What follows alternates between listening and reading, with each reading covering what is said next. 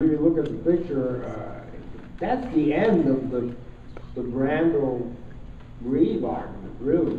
I mean, because he says, hey, I'm sorry, I love her, I'm going to disobey you, I'm going to make her live again. By saying that, that's it. It's over between them two. You know, so you have to do this and this and this, and he says, no, this I'm not going to do. I love her, and I'm going to make her live again. So in the second film, actually the critics said too, so I feel pretty good about that, is that, of course, he went to his mother, which is more logical as a discussion, you know, about love and being in love. So, but I think it kind of makes more, you know, it closes one chapter, which is the end of the first film, and as we took that second finish and we were going to rewrite something new. Now, if Donna would have directed, I think we would have rewritten perhaps the invasion of the cosmos by the galaxy. It would have been a $500 billion film with a new end. No, I'm kidding. But I mean, we would have rewritten something. I don't know what. But obviously not what he did. In his defense, he had to do because contractually, he had to do the script the way it was written. Wasn't it originally supposed to be a cliffhanger ending? Yes, and if in this case, because it happened, we wouldn't have missed the dates. It was supposed to end up on the cliffhanger, and then it made sense because the love story wasn't developed. So then he would have had the conversation with the father in the second film. But we wouldn't have had the voice in the first film. She would have died in the second film. So it was pretty logical. I would say common sense. I have a question. For somebody like yourself that was putting money into this film, were you passionate about Superman? I wasn't, the bankers were.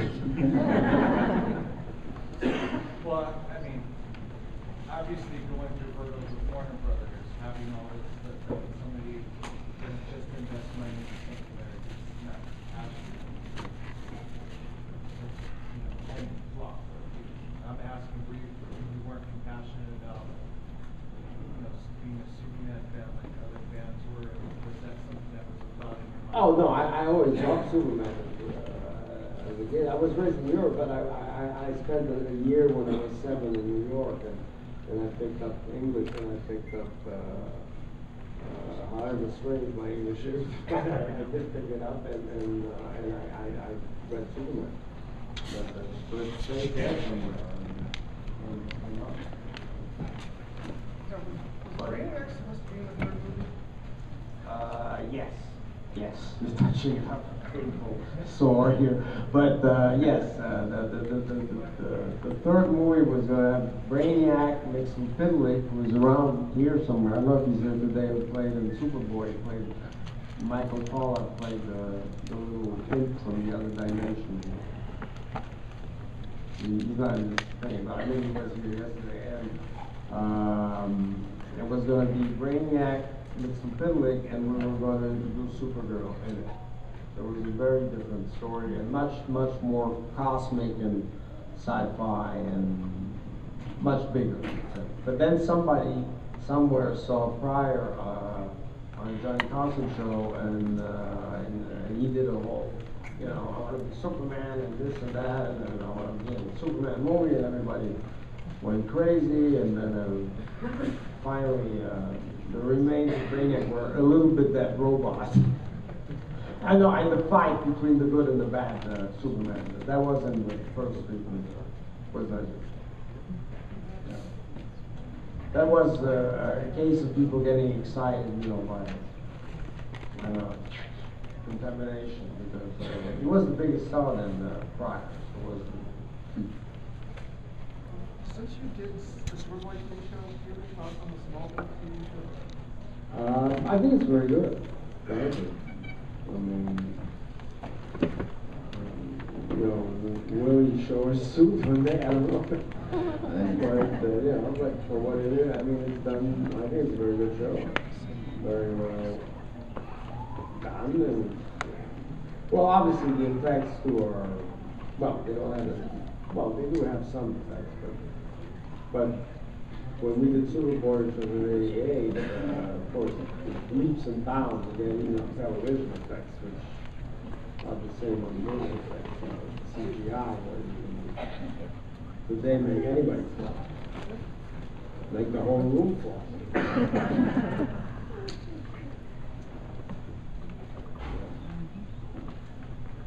Do you think we'll see the last 3 seasons, at least the Super Bowl eventually? Well, I mean, I hope, I don't like the word hope. Hope is like, I hope. Practically, yes. I think we should see them, absolutely. We must see them. What are your feelings about the series? I mean, when you look back, do you regret any like storylines not wrapping up the series?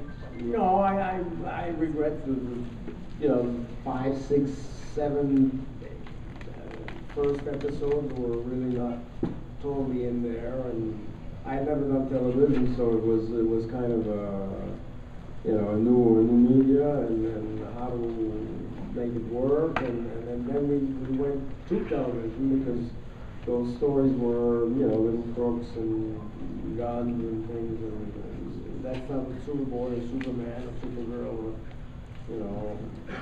it's got to be big stuff.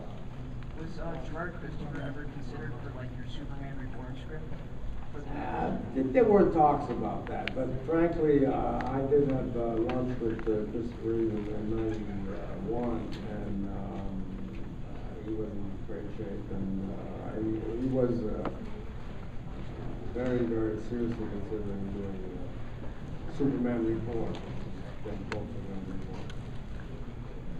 Reborn. And Gerard wasn't, possible for, but we never, I think, went to that idea of making a Superboy film. Perhaps somebody mentioned it, but it didn't go very well. There are a lot of stories about Marlon Brando being a big practical joker. What's your favorite Brando on the set story? Well, on set, he was, in our case, he was very, very nice and very professional and always perfect. The joke, if you want to call it a joke, I call it almost a heart attack for me, is when we first had to meet him to discuss the costume that he was going to wear on Krypton, and we, first of all, were going to have a meeting 2 days after. We were in London already preparing the movie, and this was with Big Daughter and all that, and as I said, Brando was already hired, and we had the costume sketches and all that that were approved. And he, well, instead of seeing us the second day, it lasted about 3 weeks.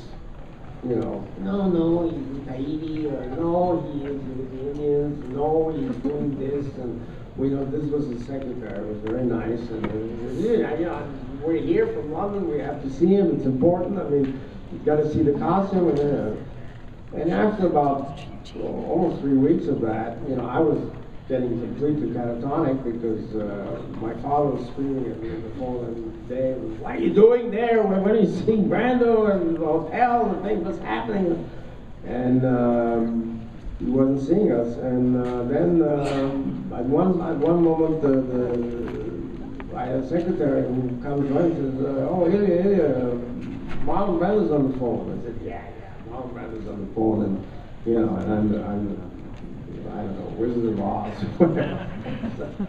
And no, it's him. Okay, I told him.